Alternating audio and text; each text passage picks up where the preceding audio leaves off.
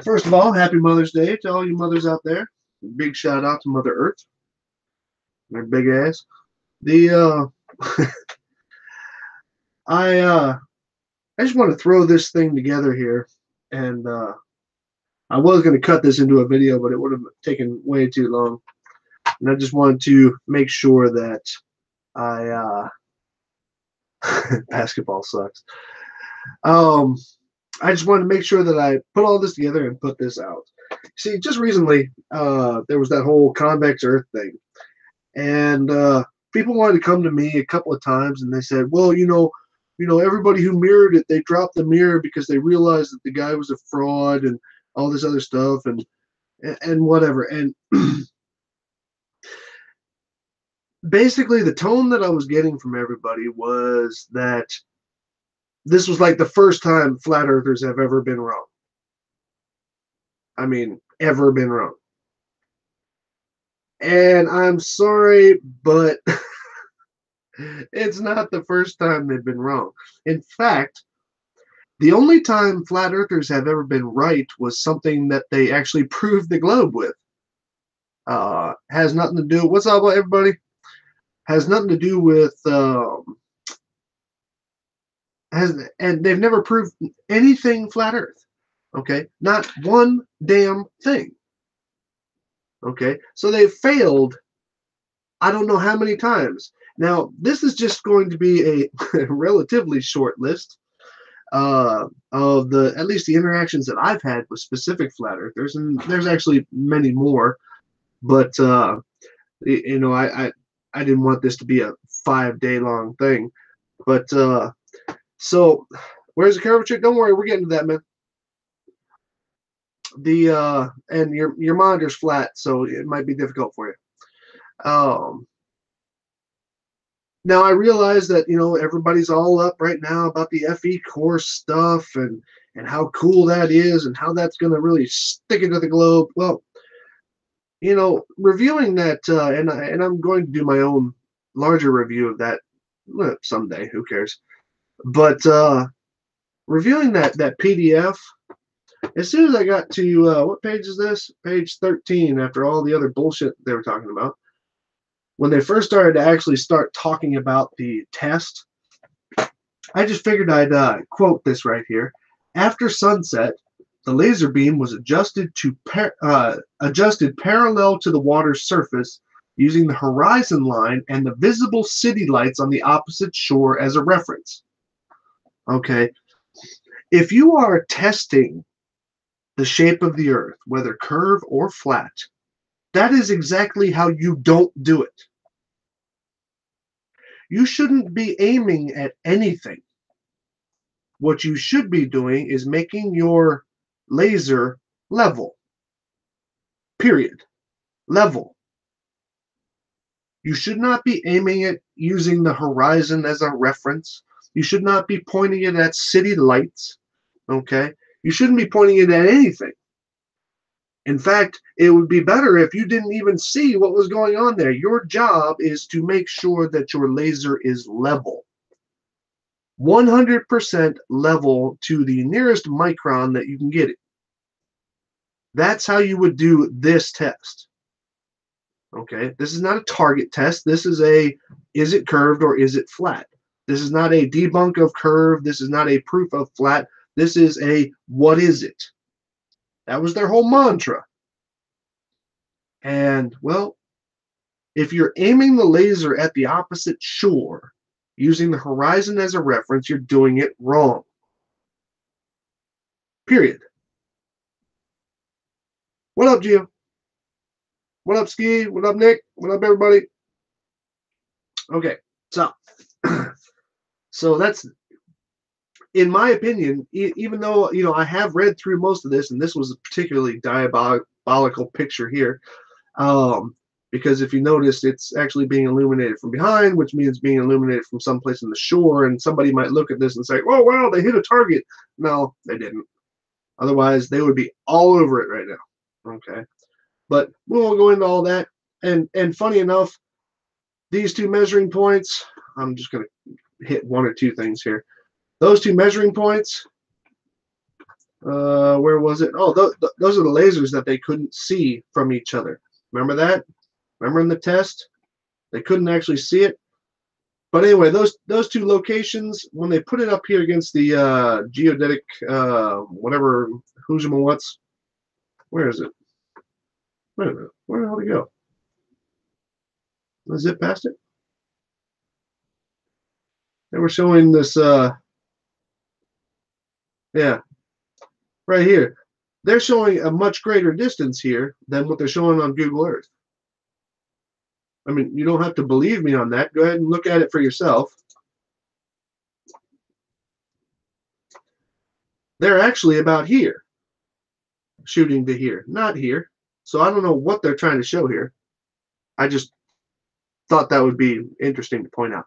But nevertheless, let me get out of that because that's not what we're here for. I have compiled a, in my opinion, short list of fails from flat earthers. Now, I tried to figure out exactly how I was going to lay this out and how I was going to put all this together, if I was going to categorize it. And I just decided to categorize it by the individuals themselves. And I decided to sort them from lowest sub count to highest sub count because alphabetical meant nothing, nothing meant nothing. So I figured I'd go from the lowest to the highest. Okay. Now, like I said, on 29th of March, documentary Convex Earth was released, boasting scientific proof that the Earth is not spherical. This is the Convex Earth thing. This had nothing to do with FE core, mind you. Okay. Dozens of popular flat Earth channels mirrored it. Okay. Convex Earth experiments are easily displayed as wrong, nonsensical, or even deliberate lies. You can look at my review. I don't care what you think, but that's what they were. But flat earthers heralded the legitimacy. Now they really did. But until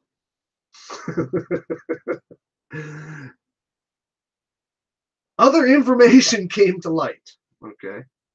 And well, flat earthers were informed that the experiments were designed by a fake Portuguese-speaking alien named Bilu. Okay. Yeah, I did leave it open-ended there, Sean. Now, after that happened, most of the flat earthers, they dropped their convex Earth mirrors.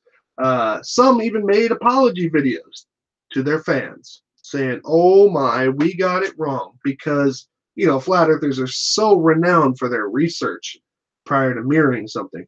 I've lost count on how many videos flat earthers have mirrored in the first second, and then as soon as it gets debunked, they drop it like a hot rock. Okay. And they always do it as if this was the first time they were ever wrong. First time. Okay.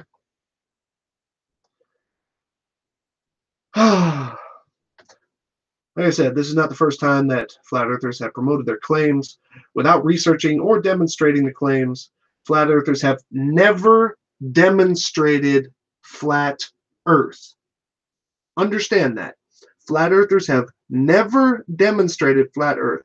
Every flat Earth thing is either they lie, the globe is not true. It's always about it's not a globe, but no flat earther has ever demonstrated anything associated with flat Earth, nor have they backed their claims with their own experimentation. So, here are just a few examples of the ones that I have dealt with. And I ordered them by subscriber count from lowest to highest. Oh, coming in at the bottom of the sub count list, Anthony Riley. This was going to be with cool music, but like I said, I didn't get a chance to cut this together. Now, Anthony Riley, now on his second channel, yeah, I don't know. I don't even know what to say about the man because he's actually done more for the globe than he ever has for flat Earth. Ever. Okay. Anthony Riley refuses to demonstrate why his horizon rose in accordance with the curvature of the Earth when he changed his height at St. Bees looking at Isle of Man. This was the new stuff. This was the old stuff. He wants to talk about other shit, but he won't explain this. Okay? Sorry. And I am not going to make comments on the other stuff as far as whether it is or isn't anything because it's a dark smear. Okay? Get over it, Riley. And then, what do you call it? This is the north end of Isle of Man on his old footage. Okay. Now, according to Riley, this is Ireland, Scotland, smokestacks, a lighthouse, anything but the Isle of Man. Even though the land and buildings can all be identified and have been many times over. Okay, this is a little bit old news here. But in his most recent footage, absolutely nothing here can be identified. By the way, these are waves. I think what he's actually talking about is this pale dark area here. Okay. Nothing can be identified. But according to him, that's the town of Bride. So, yeah. You're not doing yourself any favor there, Riley. Okay. And you lost the town of Ramsey. Ramsey was supposed to be here. Okay. Remember? Ramsey. And you lost, well, Ranty lost the town of Blackpool here. And Riley lost it here. And they blamed it on piers. The piers that are out in front of Blackpool. Okay. They blamed it on the piers.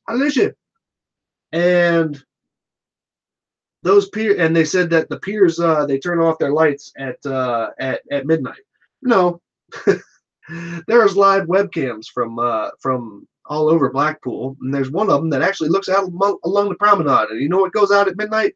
A couple of lights on the beach. The lights on the piers don't go out. That's safety, man. So, yeah.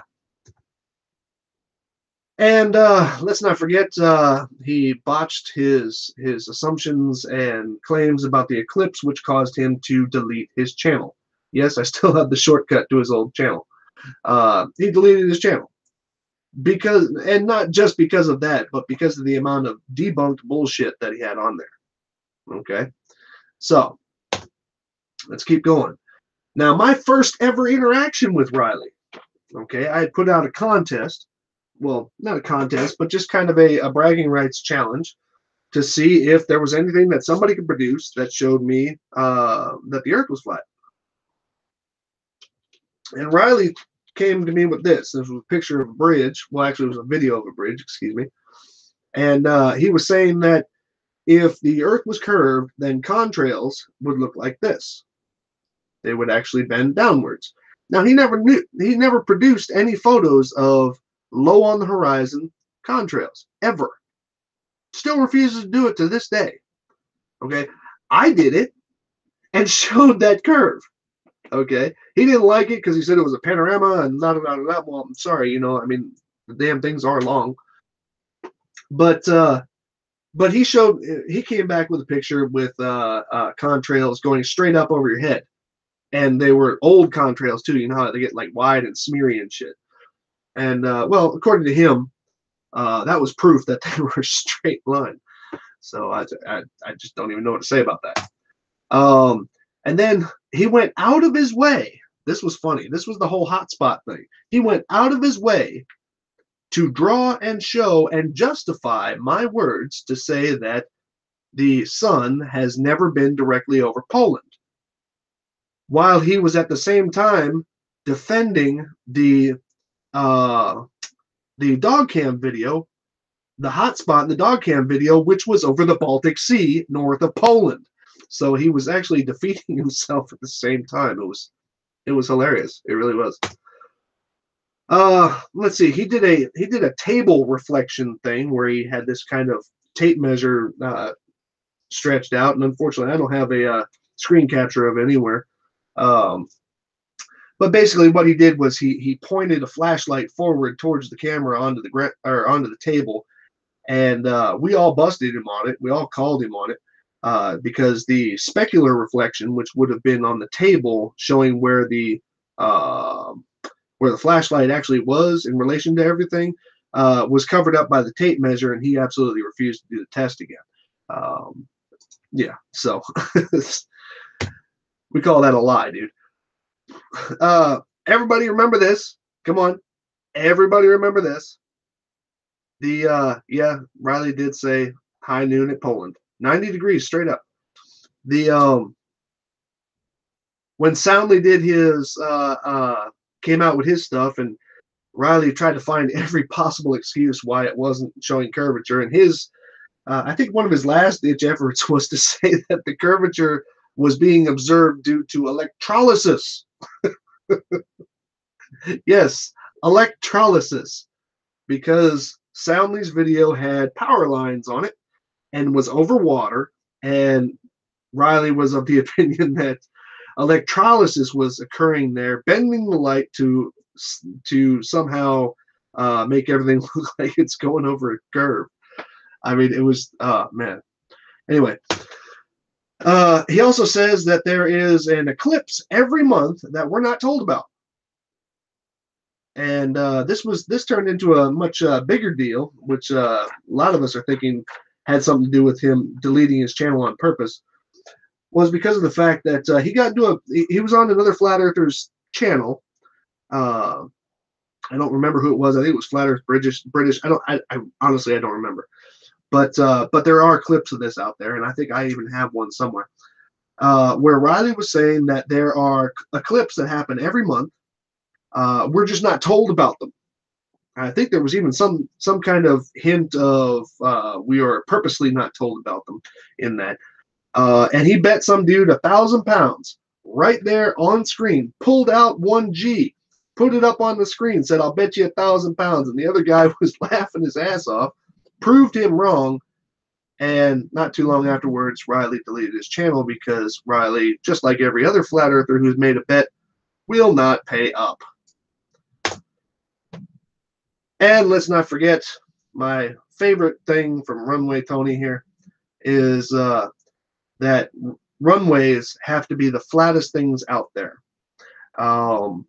It almost sounds logical, but unfortunately, it's not the case. In other words, it's far from the case, actually.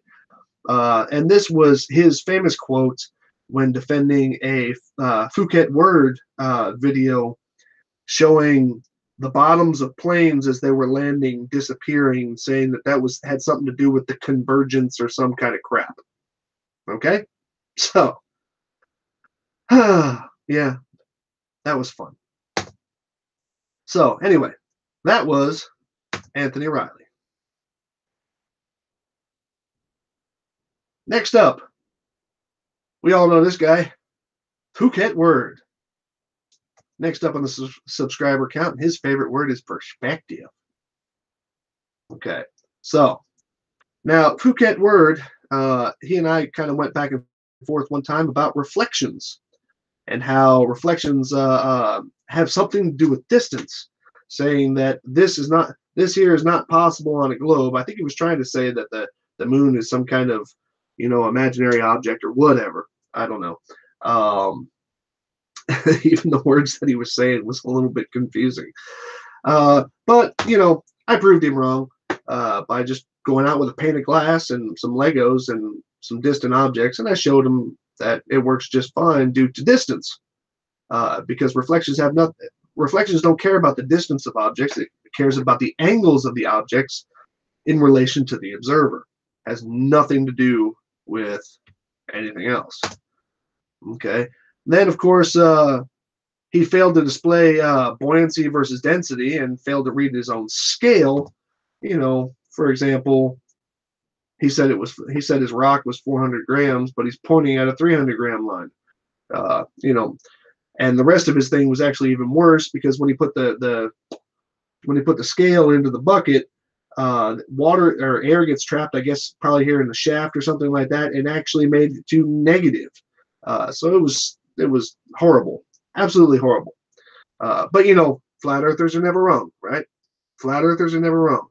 Oh, Nezig, that's coming, man. That's coming, man. I'm going from lowest subscriber count to highest subscriber count, so it's going to be a minute, but that trust me, that's in here. Okay, I had put out a video about hilltops, and because of the fact that he went out and did this thing about perspective with these lighters, and was saying that he showed in another clip that I was actually down here and I wasn't. I was up here, and then so he didn't even know how to model perspective. It was pretty embarrassing. For some reason, he seems to think that centrifugal force is some kind of gravity defeater or debunker. I posted all the numbers for him as to why this was all functioning the way it was, and do you think he listened? No, it went off in some other direction. But sorry, Phuket, you're wrong. Okay, because the faster you spin, or the speed that you are spinning that bucket is several hundred, if not, no, I'm sorry, it's several thousand times faster than the rotation of the Earth. So deal with it. This one was my favorite when dealing with Phuket word. This was my absolute favorite. Okay. Now, when you are looking at the sun and the moon from any one fixed location, when you're looking at the sun and the moon, but we'll concentrate on the moon because of the fact that the sun is a little bit more difficult. When you're looking at the moon, if you're in the northern hemisphere, the moon will appear to rotate in a clockwise direction, I think, and when you're in the southern hemisphere, it'll appear to rotate the opposite way. And then when you are on the equator, it won't look like it's rotating at all. It'll just go east to west, except for when you flip to turn around.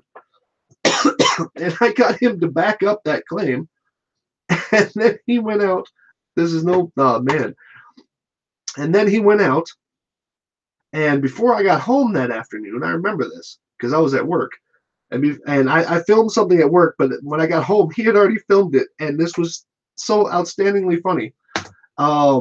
He put a cap with a coin on it onto a ceiling fan, and then simulated his positions as if the center of the ceiling fan was, let's just basically say Polaris. It was the center of the dome, and showed that on flat Earth, the moon will, from all locations, will rotate counterclockwise. All rotate, all of them. So, I mean, it's crazy. He debunked himself in glorious fashion, and I haven't heard a single argument from flat earthers to, in some way. I mean, they ran from this shit after that. So, and then yeah, that was all I had from Phuket word. But let's move on to the next guy. Oh yeah, Nathan Oakley, who has absolutely nothing scientific to contribute to anything. Okay, now Nathan Oakley. Nathan Oakley was one of the few people that I was actually interacting with when I first got started on this. So some of this stuff might sound a little bit odd to you, or have not seen in recent days. But this was the first real interaction I had with him when he was literally trying to get me to troll one of his videos just so he could talk smack about me. He literally said that NASA claims that this is a NASA claim that they filmed the ascent from the lunar surface from Apollo 17 with a camera on the Earth. Not controlled it from the Earth. He said that they did it with a camera on the Earth. Now, he went back and he deleted his comments, but that comment thread is still there. Okay? He deleted his comments, and you'll see my reactions to, like, what the fuck did you just say? And so, yeah, that's the caliber of this. Okay? He claims, remember when we were all getting real hot about the Isle of Man stuff? He claims to have a working flat Earth map. Nowadays, he claims that he doesn't, but he claimed to have a working flat Earth map. No bullshit. Okay. Has he produced it yet? No. If you asked him about it right now, would he say that he has one? No. Okay. Um, he has also stated that he does not require scientific evidence of the flat Earth. He's all about just, talking shit and whatever. Okay. That's basically all there was about Nathan Oakley. I'm sure there's plenty more out there and shit like that, but I don't want to give such a narcissist such a long time on my screen. So, next up in the sub count list, we all know this guy, Antonio Subarats. Oh, moron extraordinaire. Okay, so let's run down a couple of these things. Yeah, I need to start selling flat Earth T-shirts, man. I'll make a killing. So we all remember this. He faked a model of the Earth with spaghetti sticks and whatever that putty is, which I personally never criticized. Everybody else found it funny as shit though. And but no, it was functional for at least that purpose. However, he faked the angles so that he could make it look like on a globe the sun was that far away from the Earth.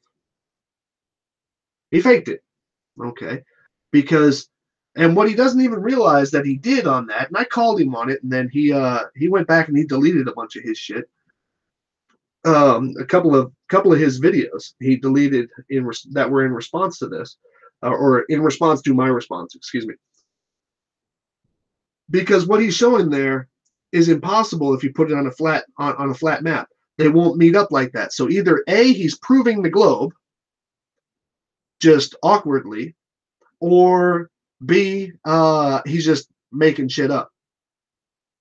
And that was the end of it, because I actually went through and did the experiment properly using the angles that he had provided, and I did the thing properly, and he had nothing to say about it. And he went back, literally, the only video that's still out there, now he might have hidden it or whatever, but the only video that's still out there is his challenge video, not the responses and his and mine back and forth. Okay? Now, if he moved into another channel, I don't know. He also, this was something that he had said in one of the responses there. Like I said, I have a, on the video right here, Antonio Subarats, Stupid in Plain Sight. You should play that video because you can actually, I played back his response to it, which you won't find on his channel anymore, where he was saying that I didn't even know how to do the angles, and he was saying that all my angles were wrong, and then I showed him what my angles were, because they were the same angles that I had shown in the original video, which apparently he said was wrong. Just he was counting it from the bottom up instead of reading the numbers. We're going from the top down. That was just the way I printed them out. That's all that mattered. Then, of course, he completely botched a demonstration of how the moon's shadow crosses the Earth during the eclipse. This is when everybody started getting a little bit hot about the eclipse stuff. Okay, that whole east to west and west to east and stuff. And I showed that given the rotation of the Earth, you can go anywhere between 1 and 80 times per. You can have between 1 and 80 rotations of the Earth per one moon orbit and still get a west to east shadow. So yeah, that was funny. Then of course he absolutely refused. He and another idiot absolutely refused to do all of this to scale. So we ended up with this this neat little thing here. We ended up calling Hilbonio, or I ended up calling Hilbonio, and I guess it kind of stuck. Which was a false body that they used in this particular demonstration, which would produce a east to west shadow during the eclipse. All it has to do with scale, man. Do it in scale. So let's go on a little bit further here. Oh yeah, and then what do you call it? He can't tell north from south even when you give him landmarks. this video he also deleted. He was saying that this was looking north. Okay, and he even lied. He even lied about the translation that was in here. This was something all in Spanish or Portuguese. I don't really know. Something in South America, and was talking about. He said that it showed that it was the pole star, or excuse me, the pole star, and nothing in here supported what he said. Just using Google Translate, because in Chrome you can just tap on a button and it'll translate the text.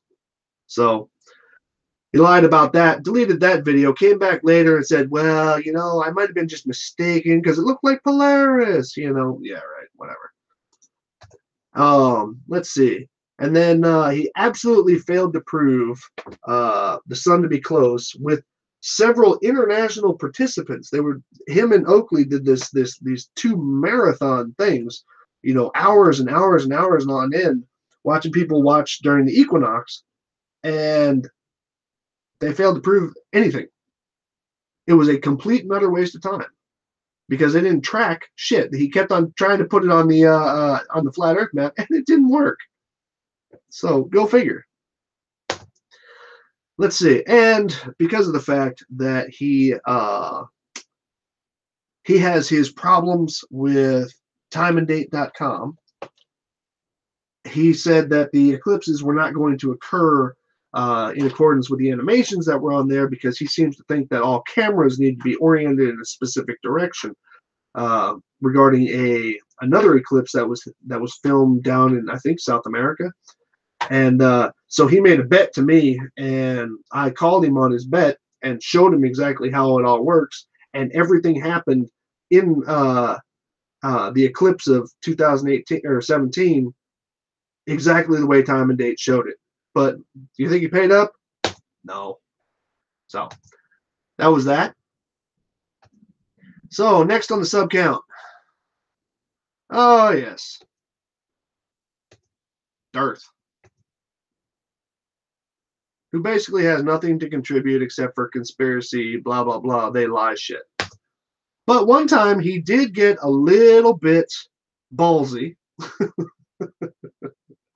and try to explain how the sunset works on flat Earth. You know, because you got that problem with perspective and the fact that the sun never goes below anything. Exactly. Who's Darth?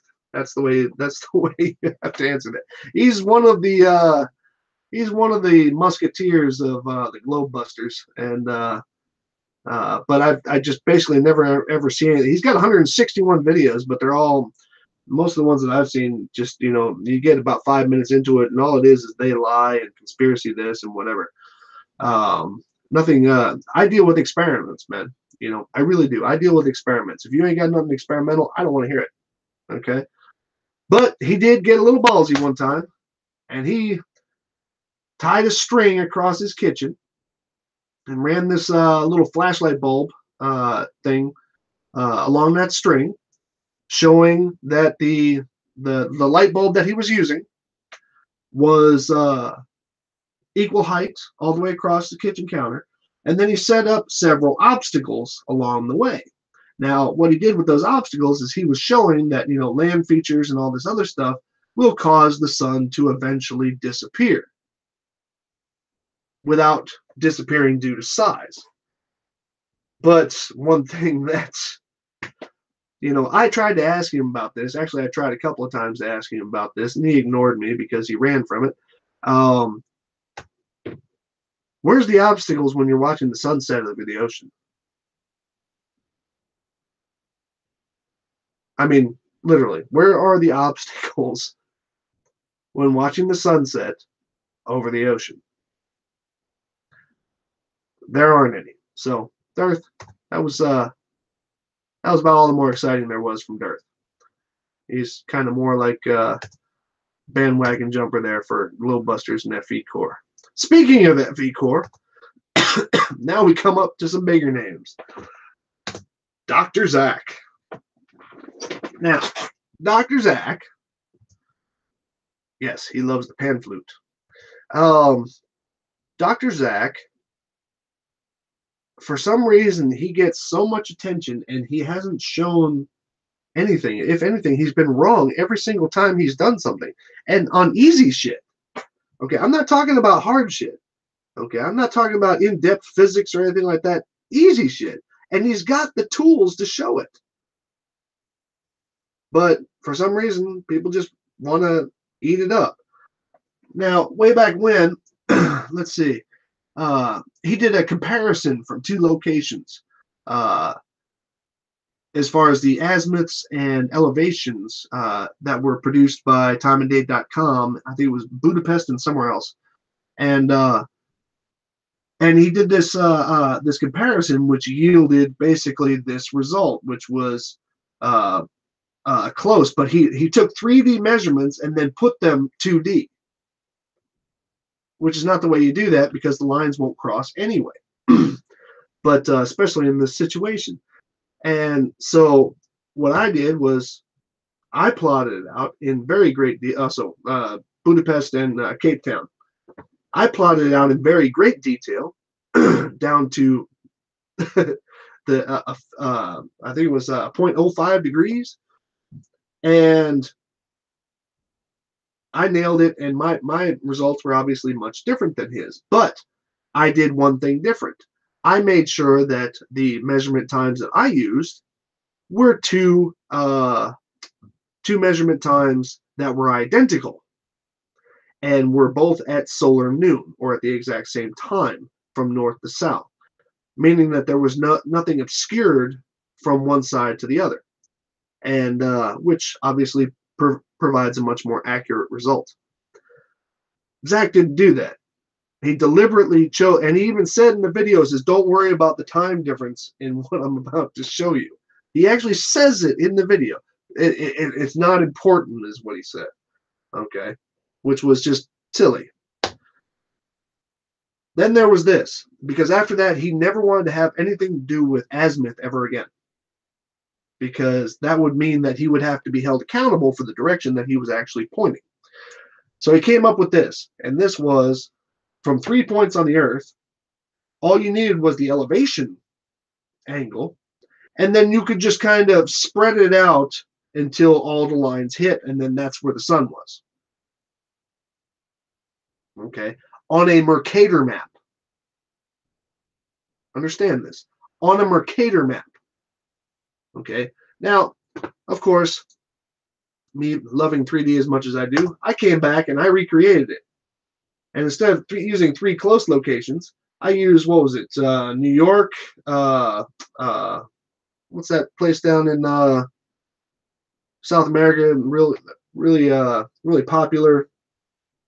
I forgot it. Anyway, way down here, and then over in, I think I was looking at Australia at this time, and all 3 of those places could see the sun at the same time. The sun was just coming up in Australia, and well, what do you know?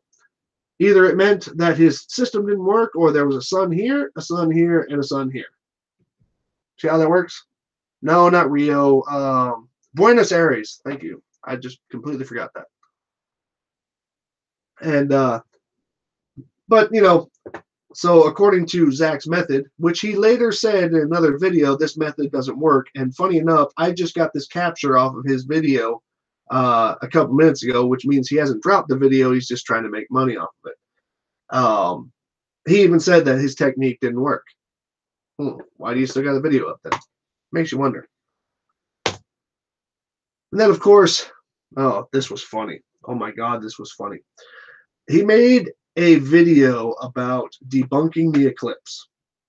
Okay, he made a video about debunking the eclipse, and he even started out the video, says, "If I'm wrong, tell me and I'll delete the video."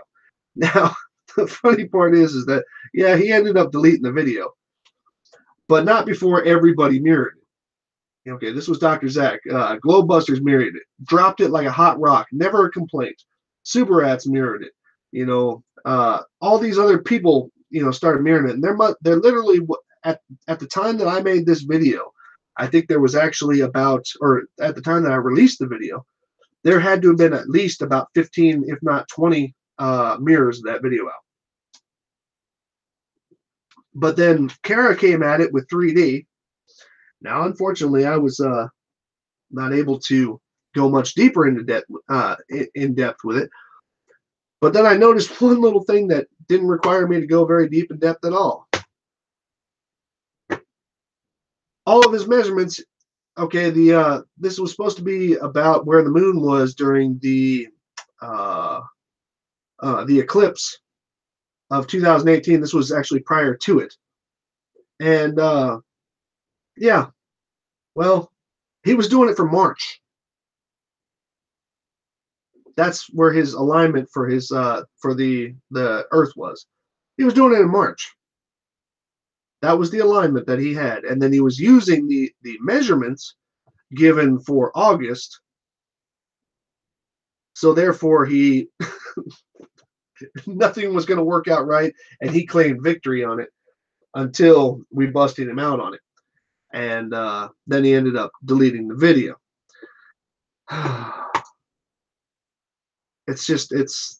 But you know, these guys are never wrong, right? And then, okay, this was awesome. This was another one of those just classic flat earther moments here. Okay, Soundly came out with his power lines video, still the original video. Came out with his power lines video.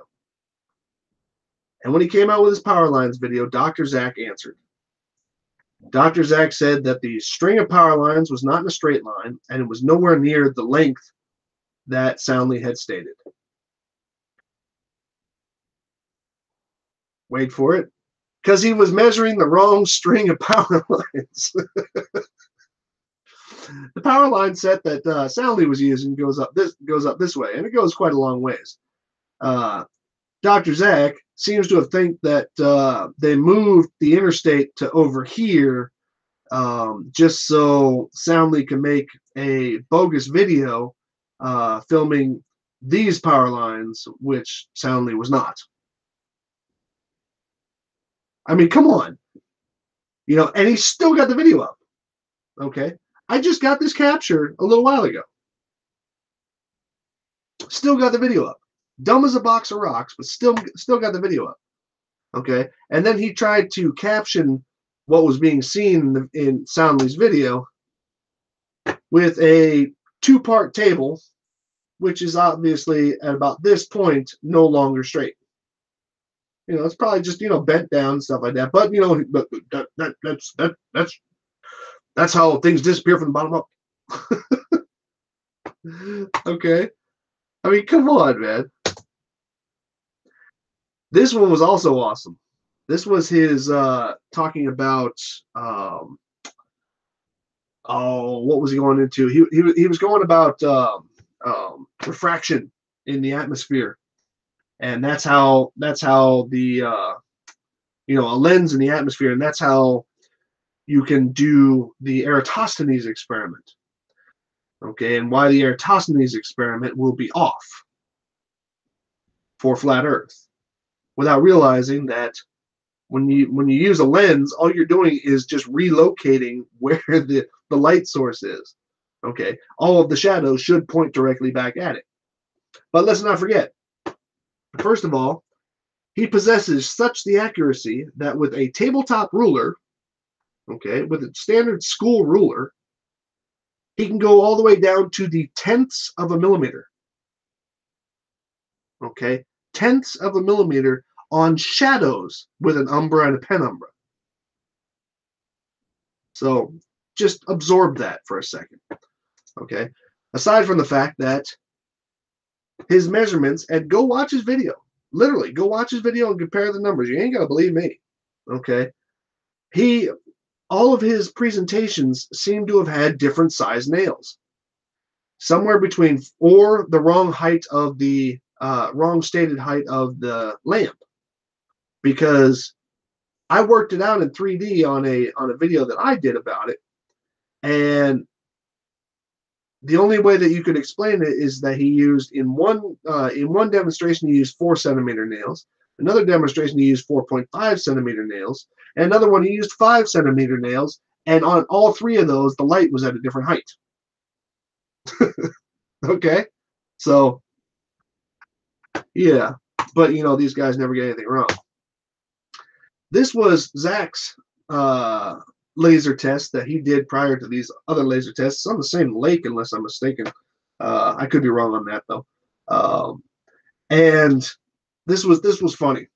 Okay, this is what this is where kind of FE Corps got their ideas from, and he says specifically in this video that we couldn't, you know, when the boat got out to a certain distance, we couldn't see the laser anymore from the boat, of course, but not because of curvature, but because of sunlight and refraction. That's why they couldn't see the laser anymore. Okay. And then something else that he said also in the video is that um, they they declared the test a failure because they had to keep adjusting the laser to keep it hitting the boat. Those are his words. They had to keep on adjusting the laser, so they called it a failure. And then, of course, they called the curvature, which now is also in the FE Corps document, non-uniform density transition zone, whatever the fuck that's supposed to mean. So, whatever it. But I must got to put a button here. One thing that Dr. Zach did get right, and everybody refused to acknowledge it, is that he showed that he told everybody to stop using the measuring tool on Google Earth, thinking that it was showing a skewed azimuth. He actually showed what that meant and why it appeared skewed, because it's not skewed. Okay, it is a ground trace of a line of sight uh, given as a tangent from a point on the Earth. That's all. And so, you know, kudos, Zach. And I even went in and I told him, I was like, I agree with that. But then I think at one point he told me that, you know, he didn't care what I thought, so I went back and I disliked the video. So, but that's it for Dr. Zach. Now we got Bob. Okay. Bob, otherwise known as Seventh Day Truth Seeker. Okay.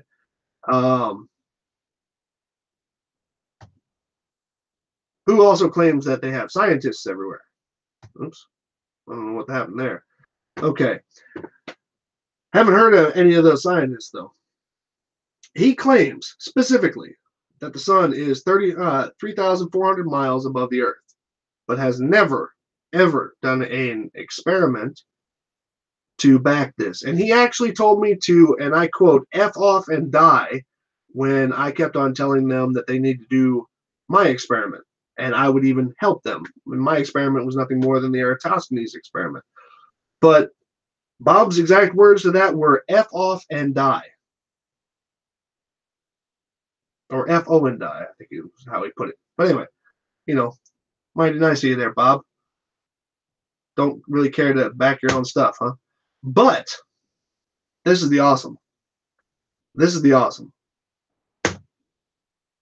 He did specifically state that with a laser gyro in his possession, not somebody else did it, his possession, he measured a 15 degrees per hour rotation of the Earth. Now, he later blamed it on ether and whatever. Of course they would. Okay. But he specifically stated it. And if you don't have to believe me. Okay. He stated it at 1 hour, 42 minutes, 31 seconds of Flat Earth, All the Proof You Will Ever Need, Part 2 on Globebusters. Feel free to go listen to it. He specifically said it. Because I know Jaren's going to come back, we didn't say that. Okay? So, but that's all I really have on Bob. I don't have much interaction with Bob. So, unfortunately, that's all that. Then we got to this character, D Marble. Make sure you go buy his t-shirts. Now, D Marble, what can I say about D Marble? First of all, he has offered up one actual independent test, meaning one test that wasn't just an echo of somebody else's words.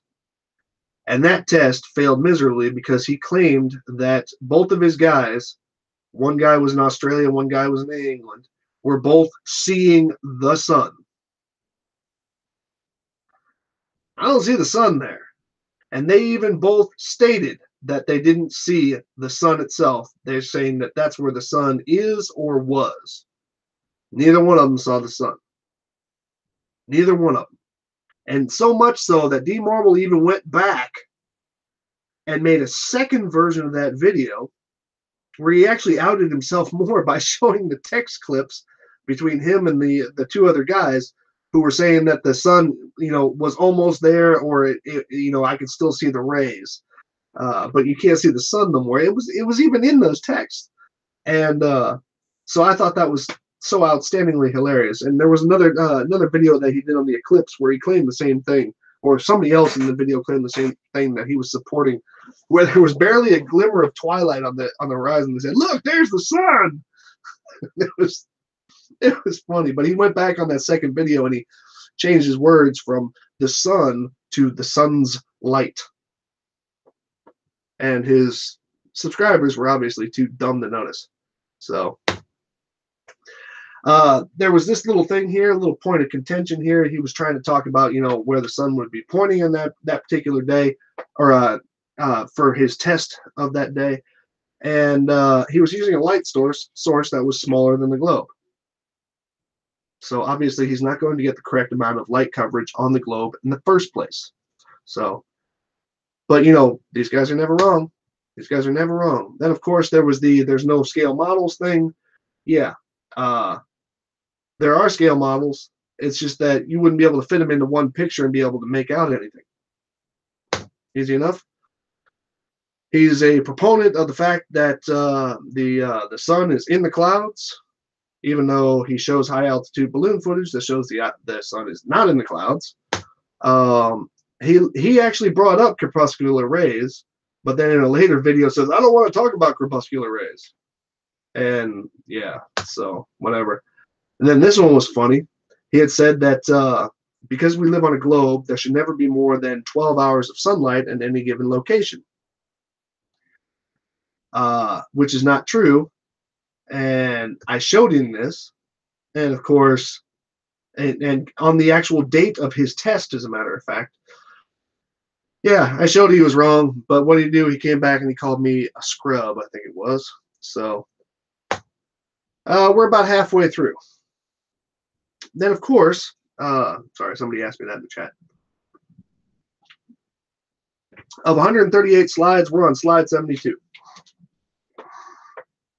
So, then he's a proponent of the moon being transparent or translucent, whichever, whoever you talk to, being that, and the blue sky shining through it, through the back. But again, he also showed that in high altitude balloon footage, the blue stops and the black starts before we get to the moon. So therefore, he's trying to say that the moon is in the atmosphere, I guess. I don't know.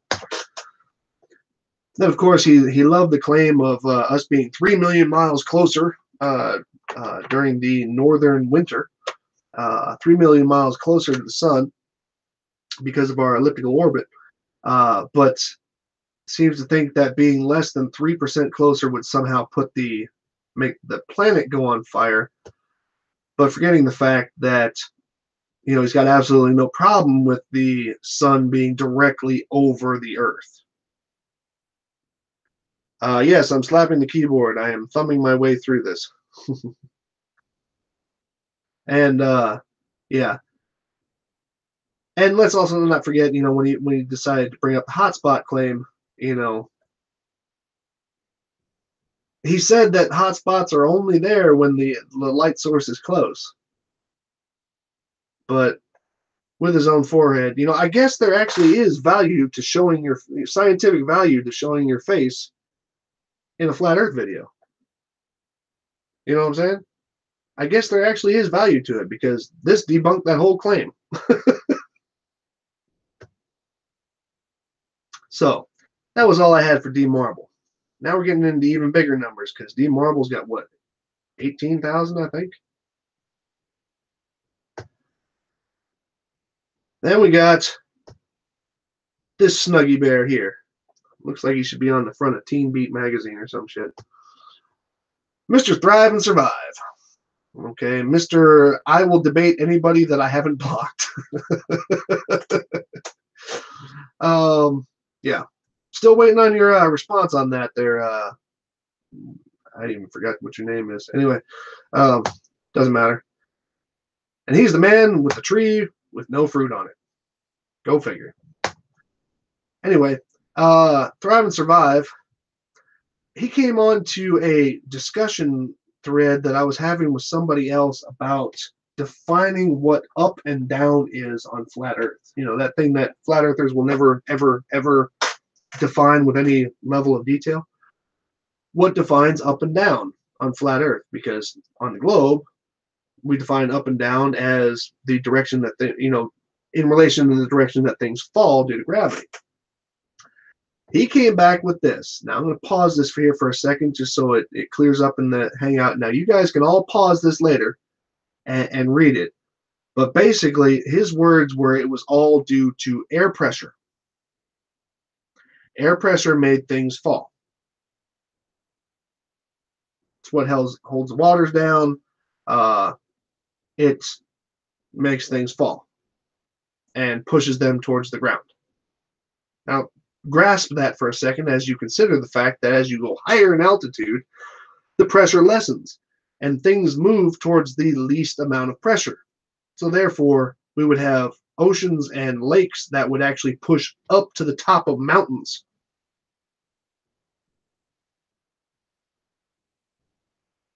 So, and then there was this. This was my favorite. This was the first video I ever saw by him. And this still remains my absolute favorite flat Earth video. He sits there. This is called Sunlight Under the Clouds Proves a Close Sun. He actually held up a piece of tinfoil and said that the bottom of clouds were like this tinfoil, and you were seeing a reflection of light on the ground. He used a street light analogy. Reflection of light on the ground on the bottom side of clouds for cloud underlighting. Just take that in for a second. The bottom sides of clouds are a reflective surface reflecting light that is from the sun illuminating the ground below it. So you can make out of that whatever you want to. I've just always thought that was funny. And but he's also one of those people that says that if it's not in the Bible, it ain't real. You know, I don't remember the Bible talking about the internet, but you know, whatever. But that was Thrive and Survive. I have very little interaction with the guy because I don't do the Bible stuff. Coming in at number 2, Darwinism. Just send money.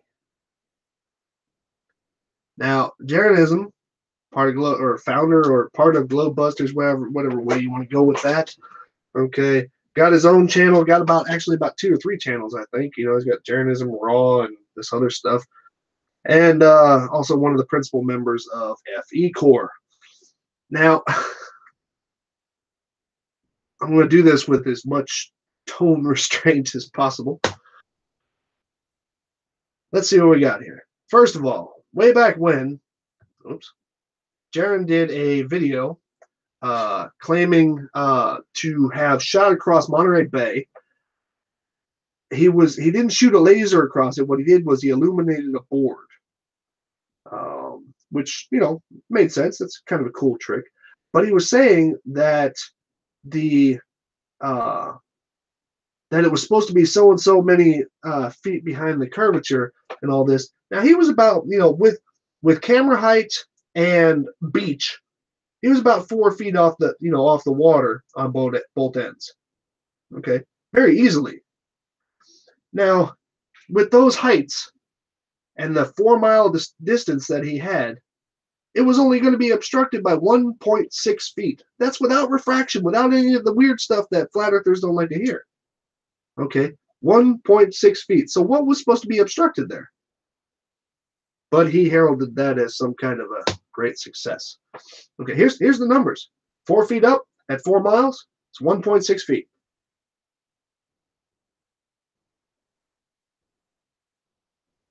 They are claiming a 40-kilometer shot from like 3 meters. Well, hey, Rick, one thing that I opened with here, just wanted to point this out.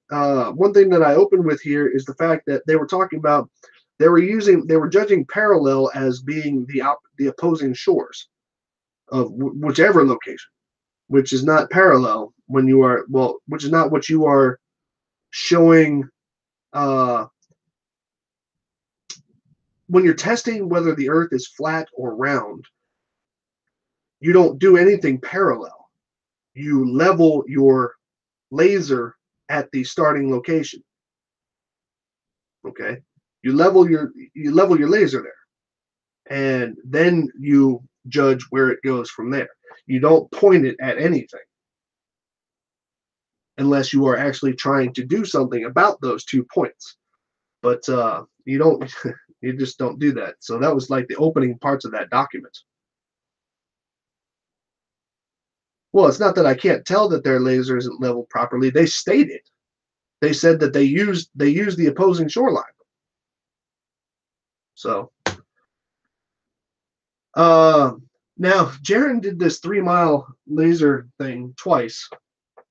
Went down to some canal, some drainage canal or connection canal, whatever, legitimate spot out there in California where he lives, and he was trying to do this laser test and he invited all kinds of people to come out and all this. And like I said, he actually went out there twice. Failed it both times. First time I had sympathy for him, because it is a little bit more difficult than just going out to a location and pointing a laser. I get that. Okay, I used to work in LOS radio. I know what a half a centimeter in the wrong direction does.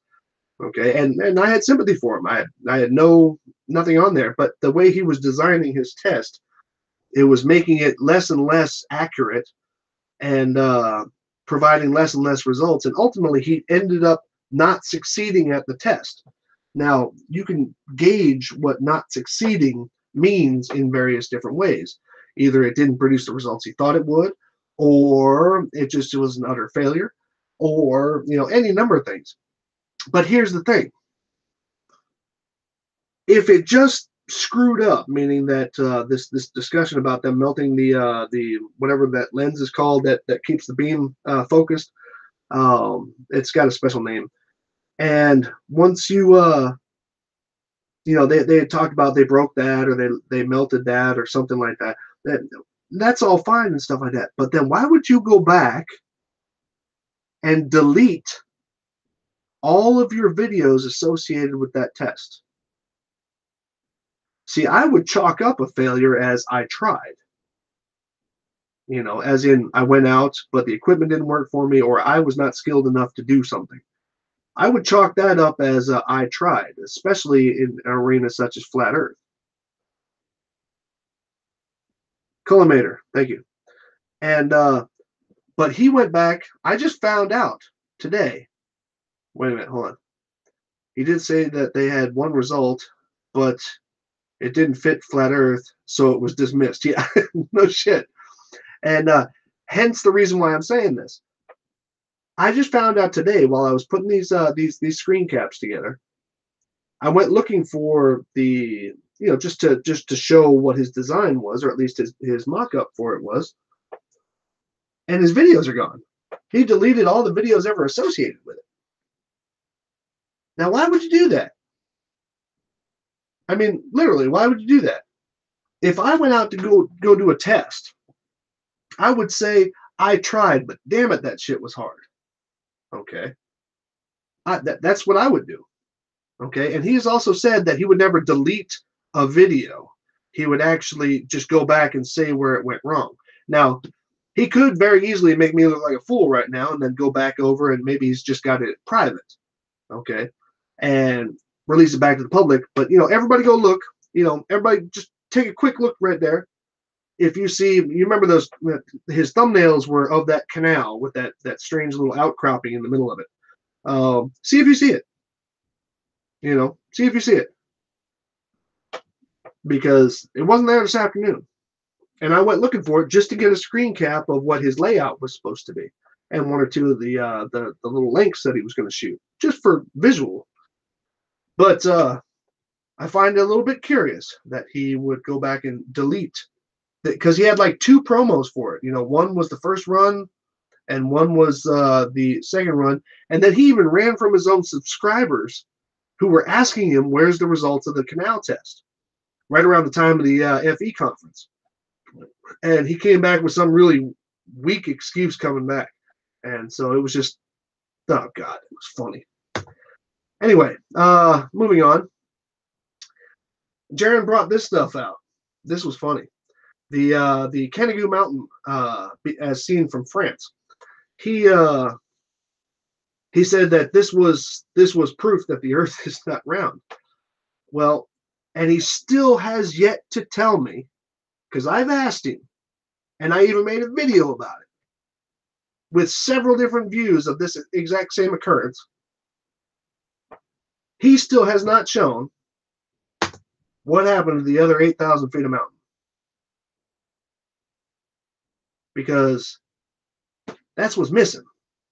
Now, I did catch a lot of flack from other people. This was not taken from the same location, and all this other stuff. This is a lot closer. Well, here's the funny part. First of all, as you can see, it fits. Okay, so don't get on me about that. And it fit every picture that I used it up against. Every picture. Now, the second part is that this is actually a photo of that mountain range from that side of the Bay Area there, that outcut of the Mediterranean, but it's still several miles away. And if you think about the fact that the Earth is curved, okay, now you just got to follow me on this. If the Earth is curved, it will be leaning back this much anyway, because you're actually at a steeper angle to it, this close to it. So even then, it's supporting the round Earth, period. So, so where's that 8,000 feet of mountain there, Jaron? Would love to hear it, because you guys never get anything wrong. And then there was this one was fun for me. The Umbra versus Penumbra, and he was saying that he was basically saying there's no such thing as Umbra and Penumbra, especially not when the light comes in parallel. But you don't realize the fact that the sun is not a single point of light, so it's going to, at any distance, it's going to give an Umbra and a Penumbra. And I actually went outside, had a large round light source, put a ball up on a stick, and showed the shadow of it behind it right here. And you get Umbra and Penumbra just as you would in any other situation, with a large light source versus a smaller object. It's just what that is. Then there was this. I loved this. This was Jaron's big "there are no star trails on a globe" thing. And now this was the test that he lied about. Okay, he blamed his globe later, but he lied about this because of the fact that he did not have his string perfectly aligned with the axis, the rotation of his globe. So when he put a laser pointer on it, it was not pointing up it wouldn't stay constantly pointed at the fixture that he had on the ceiling. And so now Wolfie went back and he showed how it worked. He did that in a hotel room. And then I did it, and a whole bunch of other people did it. I'm not going to say I'm the only person who answered this. Of course, a whole bunch of other people did it and worked just fine. So what did he do? He blamed his globe. Okay. But then he moved his I just took this capture a little while ago. He moved these videos over to his little swap channel, Bronco Sims. And yes, Jaron, still telling you, That's your channel. I'm not going to tell you how I know that because I love listening to you say it's not. But nevertheless. And then, of course, Jeranism loves saying about bubbles in space. Okay. But never once. He's shown particles. Nobody here has ever argued that there aren't particles flying out of here, whether they're ice or whatever. There aren't particles flying out of here, heading out just prior to them coming out through the bonnet here. Nobody's ever argued that. Okay. But when they spray out in these directions, that's not, mind you, a human being in this particular scale here is smaller than this opening. So even though you might get a little bit of jet to move it out this way, it's going to find its way all going in a similar direction. That's just how gravity works. Got it? Never once has he shown one of these spacewalks where he's claiming bubbles. Never once has he shown one where all the particles basically behave like bubbles. Never once. But he loves to keep claiming it. So, knock it out, dude. Then this one was my favorite. This one was my favorite as far as experimenting went. Jaron, just like so many others, claims that because of the fact that the neutral buoyancy laboratory, or the big pool, exists, that's actually where they film all the spacewalks, and all the spacewalks are fake. Or in a facility similar. Okay. Now, aside from the fact that all lighting conditions, all water density, which would actually alter the color of things due to distance, none of that is ever present. Forget all that for a second. The actual astronauts, okay, when they put on their helmet, when there's air on the outside and air on the inside, or if there's nothing on the outside and air on the inside, there's no refraction due to the face shield. But when you're in water, it's a medium change, and that medium change, oddly enough, makes your head really tiny, and which is what you see in any one of the underwater training things. I even did an example of it right here, where I had a piece of a half dome piece of plastic, and I had a submerged stormtrooper helmet. It was rubber band to a coin, so it would stay on the bottom. And I just pushed this down, trapping the air underneath it until it went completely encompassed the helmet. And you can see it first it's big, and then it's small. When it's submerged, it's small. And Jaren's only words to that, and he didn't even want to say it himself. He got his girl to say it, saying that they just between pool and space, they just use different helmets. That doesn't explain this. Okay, it doesn't explain it, because the proportions to the body and also the helmet itself being there, it doesn't explain it. And you have never, ever once, okay, you lying sack of shit, you've never, ever once done a demonstration to show how that would, how a larger helmet or anything like that, how any of that would work. Never once. But your followers tend to only just care about what your words are, right? Then, of course, there was this. He was trying to debunk. This was also part of that video where he said me, Daza, and Wolfie were worshippers of pedophiles and baby-eating demons, which is on the his Bronco Sims channel. He was trying to preemptively debunk anything we had to say about the equinox by using the Google Ruler tool, saying that why are we not smart enough to see the fact that it makes a curve and all this other stuff, and so east isn't exactly east, west isn't exactly west, and whatever bullshit he was trying to say there. But like I said, Dr. Zach was nice enough to show us exactly why that claim made 0 sense. Okay. Then of course he mirrored Dwayne Kellum's stuff. Dwayne Kellum makes some nice balloon videos. Too bad they just actually do not support flat Earth. Here's some high altitude balloon footage. And of course, there is curvature on a non-distorting lens.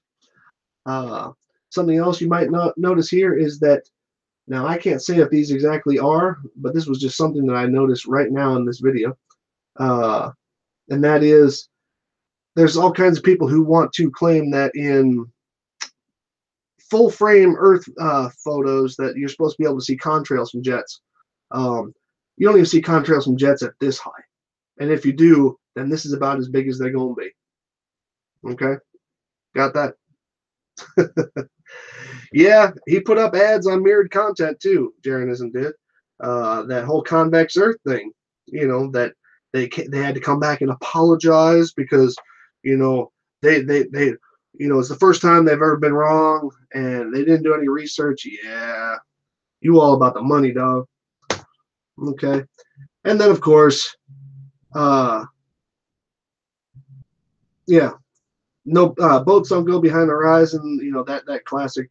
But what you don't realize is that's a mirage right here at the halfway point. Now, that being a non-compressed image, that means that's an inferior mirage. Well, very lightly compressed. But when you see it really compressed, guess what? It's a superior mirage. And guess what? Both of them are the result of curvature. Superior mirage happens after the horizon. Yes, I have proof of that. Yes, it's coming out in the video soon. Okay. Superior mirage happens after the horizon. Cool? All right. So you and your boats thing. I remember one time he said, well, how do you know the boat's not being squished? I'm sorry, man. It's y'all's logic, not mine. And then, what do you call it? He did come out, though, and he said that there was nothing wrong with the globe model of the eclipse. It works as it has been modeled, right? He actually came out, and everybody turned around and said, "Oh, well, he's switching sides." No, after being shown he was wrong about 3 or 4 times, and I think this was right after I had put out the video showing that was after the Potter's Clay video, where I had shown that they, just like Antonio and Dumbass, had shown they were using the model wrong. They were using the model at the wrong scale, so therefore you're going to get bogus results, and you can't really make a fair argument off bogus results when you deliberately don't use the model correctly. And he had actually said, and I even went in and I told him, I said, hey, good job, cool that you said that.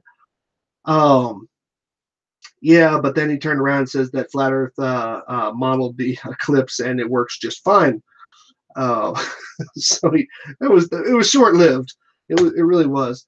And he was showing this, and yes, he said, I know this is not exactly where they're supposed to be, but he was using the AE map, which of any map, it works the least on for getting the results that we saw in August of 2018. I mapped it out per Bob's heights and sizes, and then the AE map and the locations of where it would be. And I did my very best to line up the maximum location. That was what Hopkinsville, Kentucky, and then extended it out to before and after, given those angles. And here's what the shadow did. Okay, the shadow it looped, and people in La Serena, Chile, I hope I said that right, were actually intending on seeing the eclipse 2 times per the flat Earth model. 2 times, because that's what the shadows would have shown you. But Jaron was 100% sure that that was the way it was going to, that it was going to result in what we saw. And yeah, sorry, dude. No. But do you think Jaron made any kind of response to this? No, of course not. Why would he deal with anybody who actually shows him that he is wrong? Then this was funny. Okay, follow me here.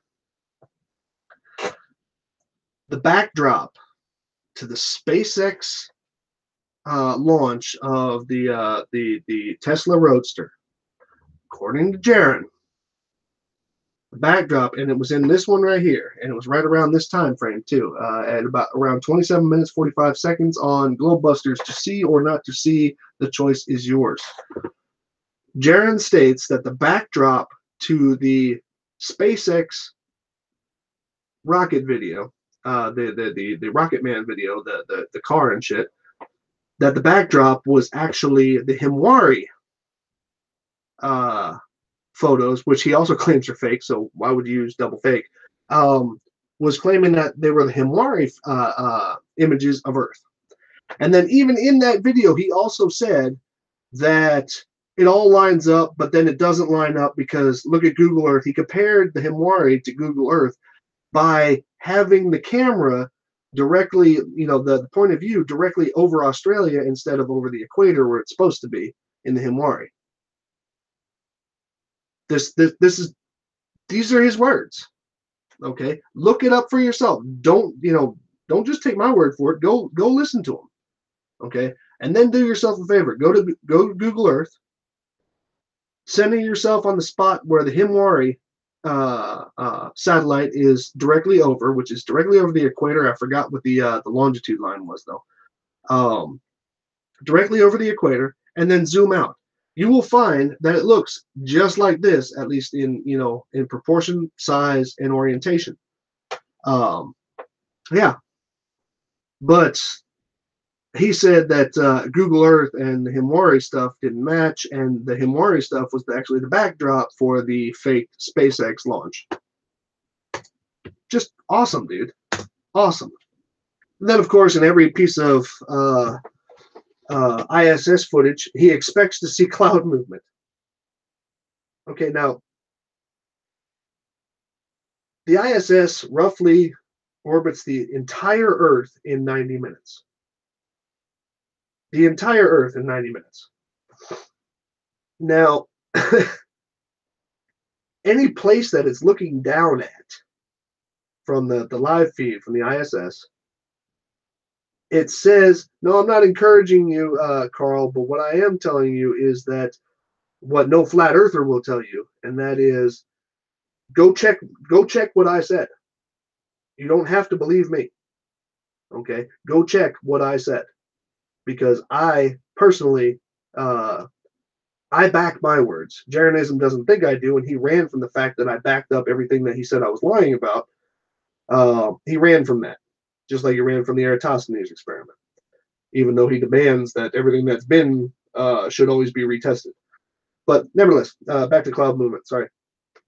The cloud movement he expects to see from the live footage of the ISS. He's expecting to see cloud movement, and over any place the ISS is barely over it for like a minute and a half. How much cloud movement from what, 400 kilometers up? How much cloud movement are you expecting to see in about a minute and a half, 2 minutes of time? Okay, how much cloud movement do you see on the ground in a minute and a half to maybe 2 minutes of time? And that's being close to it.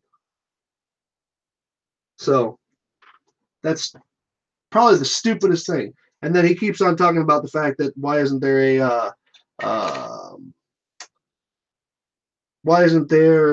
a live camera, live feed from the moon of the Earth? Well, how would you test that? Okay, you have every 10 minutes you have a beautiful shot of the Earth from the Himwari, and then you can also go and look at satellite footage from weather satellites. I mean, what? And you think they're all fake anyway. So why would somebody go through the trouble of spending a couple of $1 million, if not higher, to put a camera on the moon? How would you test that? You couldn't laser test it. It would barely even in a 20 gigs, a 20 gig picture, you would not see a gigapixel picture. You would not see even 1 pixel of your laser sight of your laser. It just doesn't make any sense. So, remember, for Jeranism, just send money. And now on to my top guy, the one with the most subscribers. And no, as an honorable mention, I would like to say that I did not do Dubé. There's a reason why I didn't do Dubé is because everybody knows his book backwards and forwards. But if you approach him about it, he's not going to answer you. Okay, so there's no point in that. He's just selling a book. So who is higher than Jaron? Well, that's quite simple. Mr. How's My Hair himself, Rob Skiba.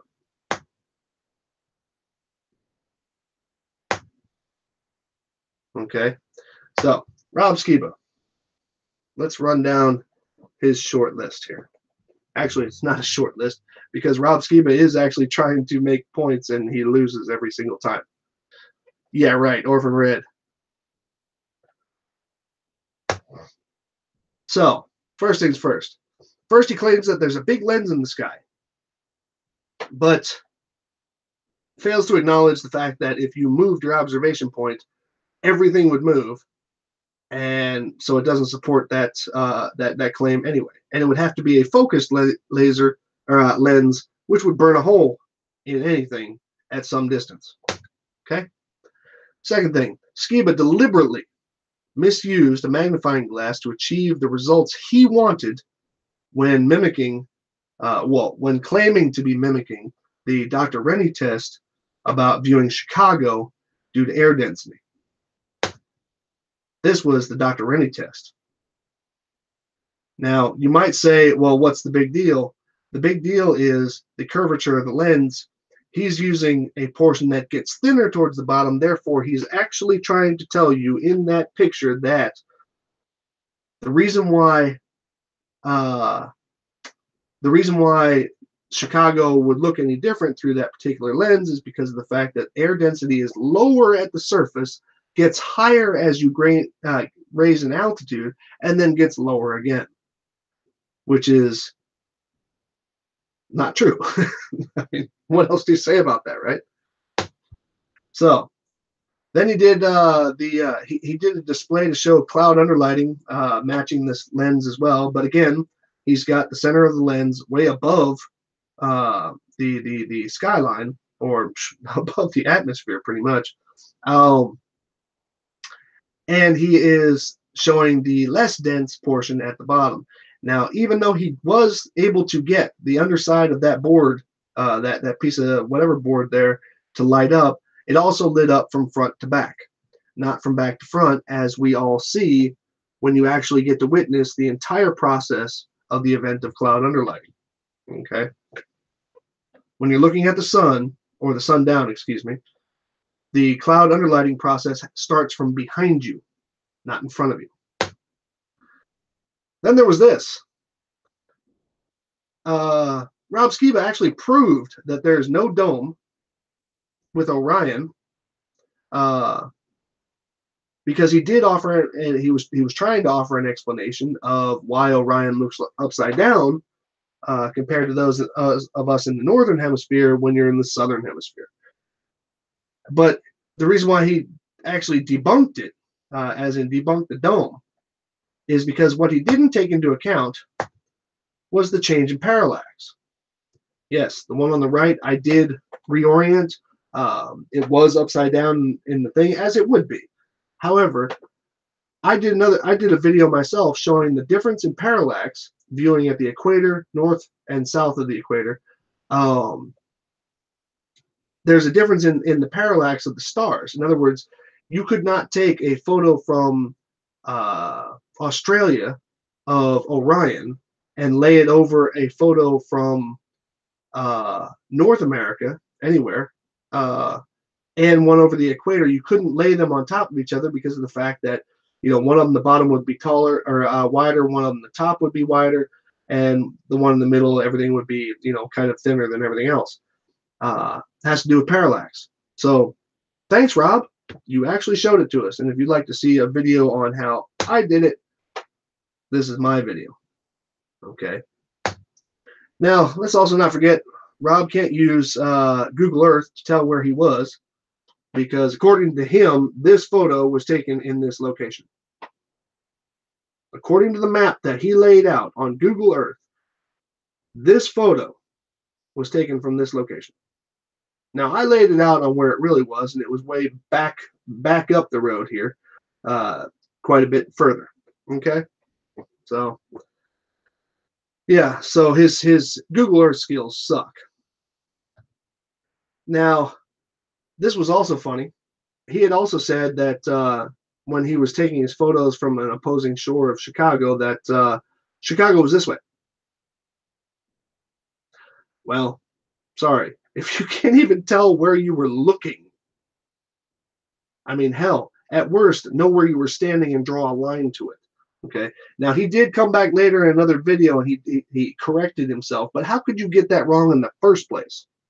Not know which direction you were looking. You know the landmarks. You took the pictures. But you know, whatever. Then this one was my favorite. Now, show of hands, how many people have seen this model? This is Skiba's model. This is the AE map with a sun and a moon circling over the top of it. Okay. Now, and he has it to a time and date for throughout an entire year. And funny, this actually looks a little bit familiar, this format, how it looks, right? Well, it's because it's from Stellarium. He actually states it's from Stellarium, something that uses globe math and globe celestial bodies, period. Okay. He actually states in this video that what he did was actually he set himself on the South Pole, not North Pole, South Pole of the globe, aimed the viewer directly up, widened out the field of view to damn near 360 degrees. Okay, talk about some fisheye, and then recorded it. Let me even show you. And recorded it like this. This is from his video. This isn't me making this up. This is what he did and what he said. This is from Stellarium. And then he just recorded a whole year of the path of the sun and the moon, and then overlaid it onto this. Okay. That's just, it's asinine. Using the globe to somehow say something about flat Earth. It makes no sense. So now Skiba is also a proponent of the fact that the Eratosthenes experiment works 100% on the flat Earth model. As a matter of fact, his words were, the same thing can be observed on the flat Earth model. Those are his words. He says Eratosthenes works on the flat Earth model. So, hey, Globebusters, give it a shot. Bob likes it. So, now we all know also that he has said this many times. He will only accept globe proof if it jives with the Bible.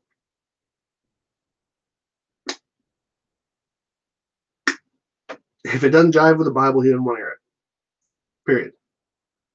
He's even said that a couple of times. He said it was one of his 3 criteria, unless I'm mistaken, of what he considers to be globe or flat Earth proof, and the third criteria was it has to coincide with Scripture.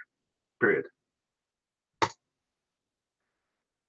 But there are some credits to Mr. Bob.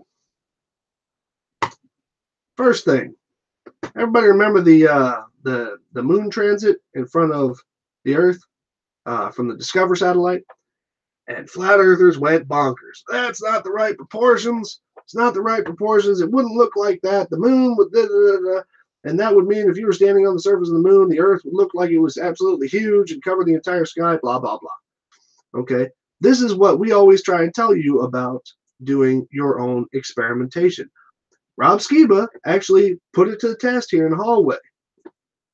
And he basically, did a rough estimate of distances with his shoe size as being, 1,000 miles or whatever per shoe, and then put a ball in front of the Earth or in front of another ball at the distance that is stated. Go watch this video, please. Go watch the video. Okay, because isn't it funny how few, I know it says 80,000 on here, but this has been out since 2015, and this is a big name in flat Earth. Nobody nobody watched it by flat Earth standards. Okay, so but nevertheless, Bob Skiba actually debunked anybody who was talking about it, and he even stated to himself, or that he was debunking himself because he thought it was also fake until he tested it out, because it's an easy test to do. And that's why he labeled his video Rob Skiba debunks Rob Skiba NASA fraud video. Okay, so it's what happens when you actually go out and test your own stuff. Okay, then Bob Skiba sent up a balloon with a non-distorting lens on it. Remember that? First one failed, and I criticized them for that. And I was actually a little bit skeptical on whether or not it failed or not. I was actually a little bit more of the opinion that it didn't. The missing parts that were on the balloon did not really match what appeared to have happened. But nevertheless, they did a second launch, and this is curve of the Earth. I think it worked out to be 4.48 degrees by math, and then I turned around and I made a 4.48 degree arch, and I put it down on there, and bam, it landed right up. Rob Skiba hated that, absolutely hated it. He used a lower altitude video portion of the ascent. And said, look, we're showing the same curvature here. We're showing the same curvature here. No, it's lens distortion. Now, number one, he's delegitimizing his own test by saying that it's lens distortion, especially that much. But that lens distortion, or excuse me, that curve did not match this curve. It was actually slightly less. And what he failed to tell everybody is, looking from Ohio to the southeast, you're looking at the Appalachian Mountains. Yeah, he seemed to have left that part out. And not only did he leave that part out, and the fact that the math matched this up perfectly, okay? Yes, perfectly, because he got so mad when I said perfectly. This was their lens distortion test that they did, and this isn't even my line on it. This is their lens distortion test that they did prior to the launch. There's barely even an eighth of a degree of lens distortion towards the outside, which is where it maximizes, it lessens as it comes towards the middle. But yet, he was blaming that on this. Cool.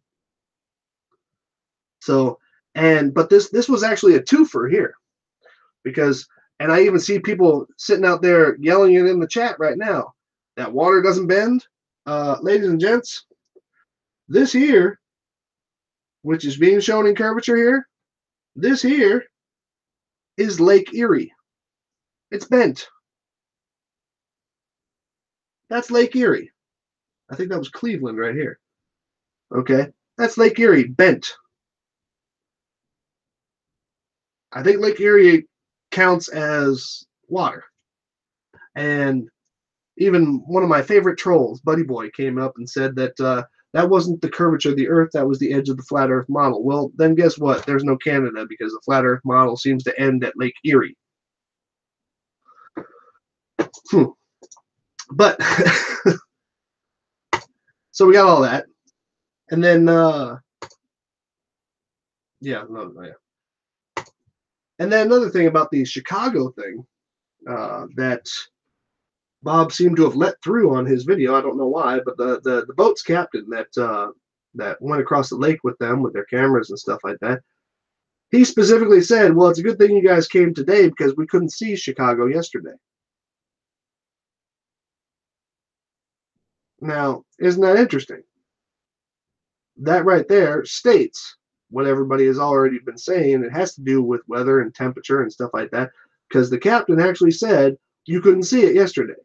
But what did Bob and I think the guy's name was Rick say? Prayer works. So, in other words, they prayed Chicago above the horizon.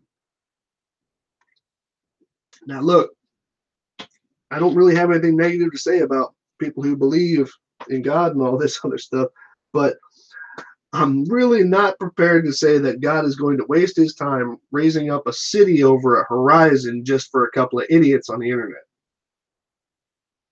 Cool?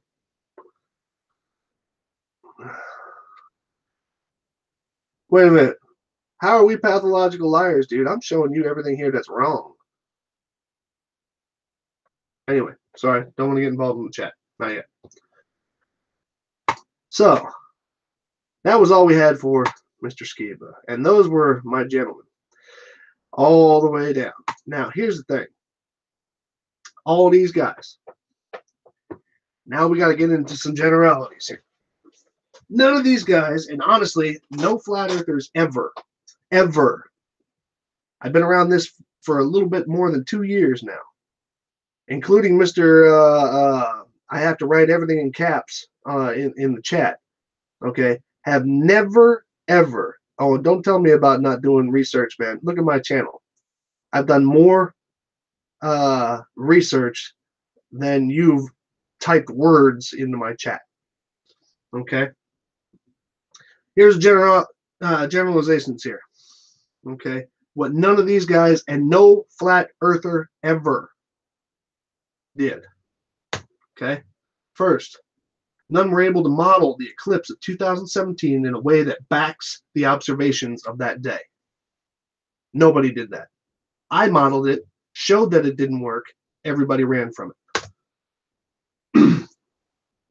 None have either a working or even plausible FE model. None of them. Not one. Okay. And they even Jaron proudly says it at least. He says, no, we're not saying that we have a map. We're not saying that we have all this. That's fine. But then you're arguing from nothing then. Because if you don't have a way to say that something works, then you can't sit there and argue and say that it doesn't work. Period. Okay. None were able to model the oops. I think I hit the wrong button on that one. Sorry about that. None have explained how the sun and moon can hover over the Earth's surface. Not one. Not one. Parking does not debunk the flat Earth. What?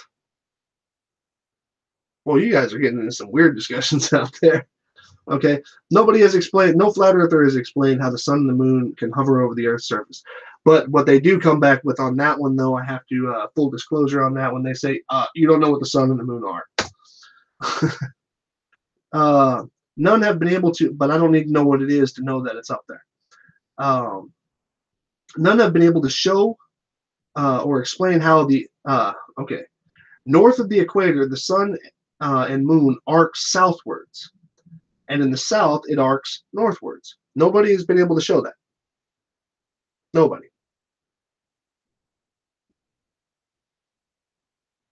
Reject everything that debunks the globe. Yeah, well, show me something that debunks the globe, dude.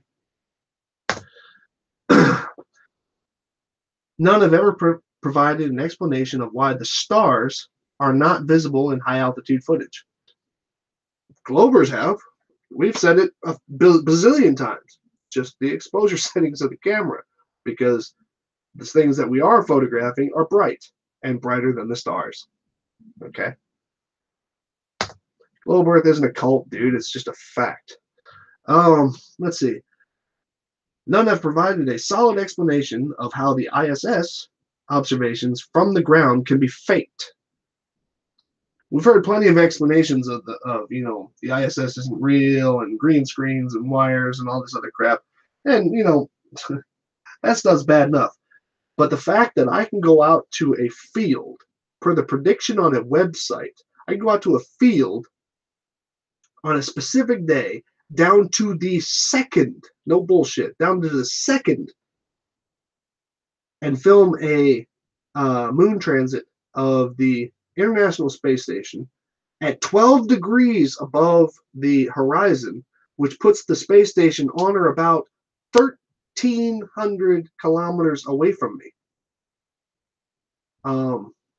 Yeah. But how do you fake that? And at that speed? So, none have provided a practical demonstration of how the flat Earth perspective makes things disappear from the bottom up. Not one. I've seen one or two diagrams where just like automatically things just kind of sink down at a certain point, but that doesn't match anything, especially if you raise your elevation. Okay. I want to see a functioning diagram on how that works and apply it to a practical example. That's what I want to see. Okay. Nobody has provided an explanation for a 24-hour Antarctic sun. They've all denied it, or at least the majority have denied it. But nobody's ever come up with an explanation of the fact that it does actually happen. Okay? Nobody. None of these guys have provided an accurate sunlight coverage map. In other words, something that coincides with the times that the sun comes up and the sun comes down on flat Earth all over the world any day of the year. Not one. None have explained how the sun can rise south of east in New Zealand. None have explained how the sun can set south of west in New Zealand. Got the footage from that.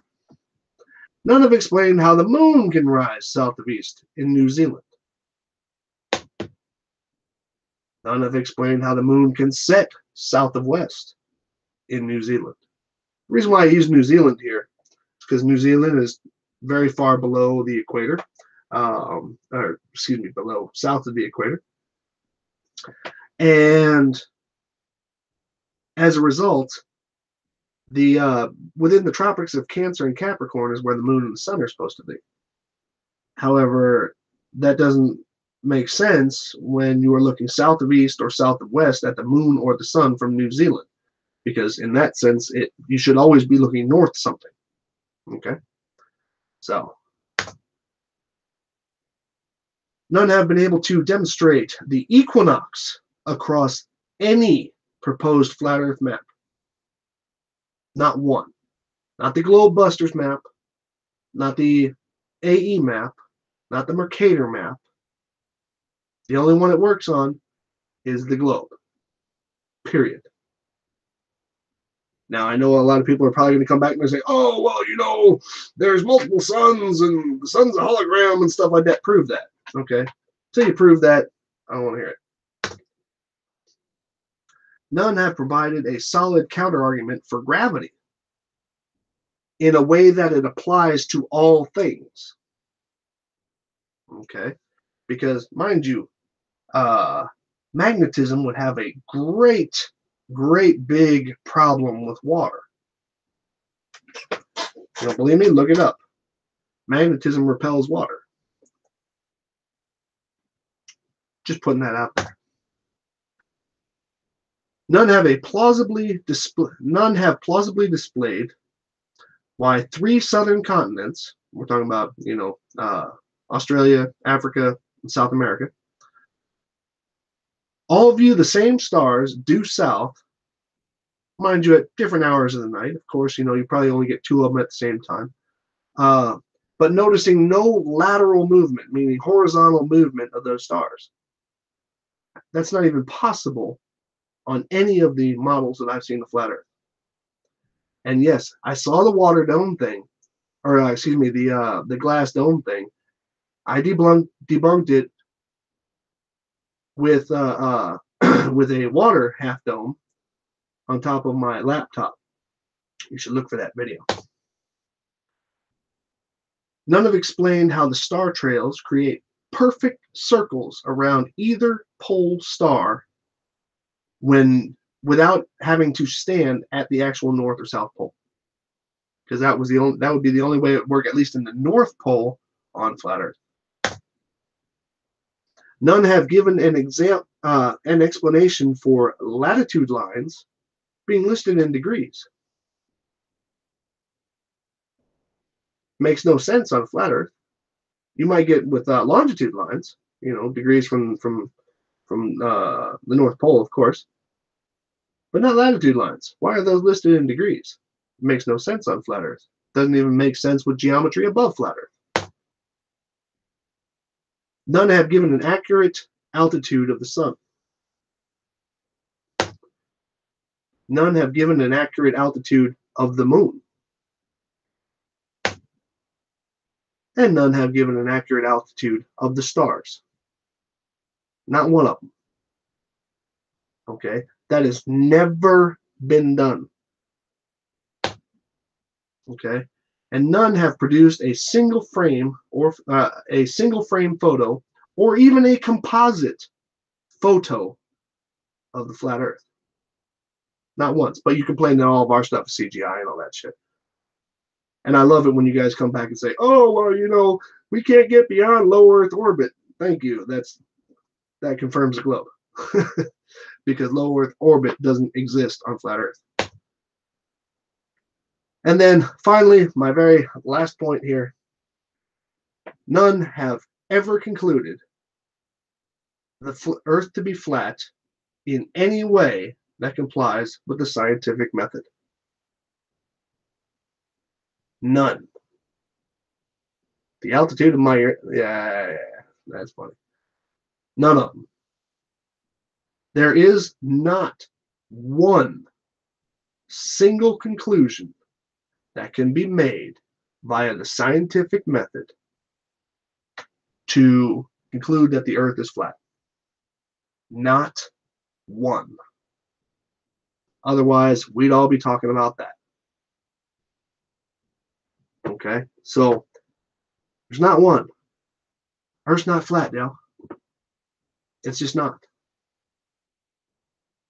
I don't give a damn what you say. You got to bring me proof. If you can't bring me proof, I don't want to talk to you at all. I'll wear you down, ask you the same question over and over again. I'll go Nathan on you. Okay? So, and by the way, I just want to make sure that we're all aware that this video has been BLU approved.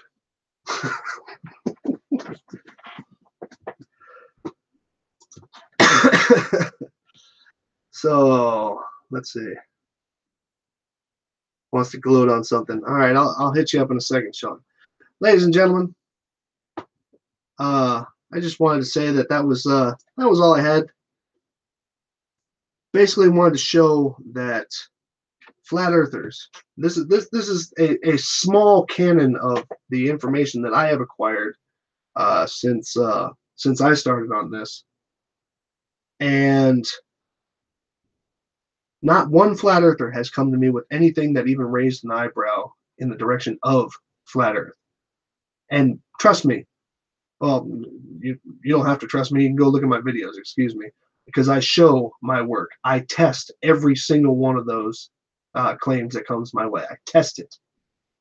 Okay. I don't just say that's bullshit because it doesn't go with what I believe. I test it. I have tested every claim that has come my way. Every single one. And they all come back to globe. I have to echo words that I've said before, and also Sean just said the other day. It's actually amazing how much I've learned about the globe by debunking or testing and then ultimately debunking flat Earth. So, ladies and gentlemen, I appreciate y'all stopping by. And if any flat earther gives you a little bit of hell, just point them at this video. I'll take care of them. Okay, and once again, closing it back out again with Happy Mother's Day. And if you're sitting here watching my video and you're not over there celebrating something for your mother and stuff like that, you're wrong. So make sure everybody gives their mom a call tonight if you are able. And what do you call it? A big shout out to Mother Earth. I'll be hitting you in a second, Sean. All right, later.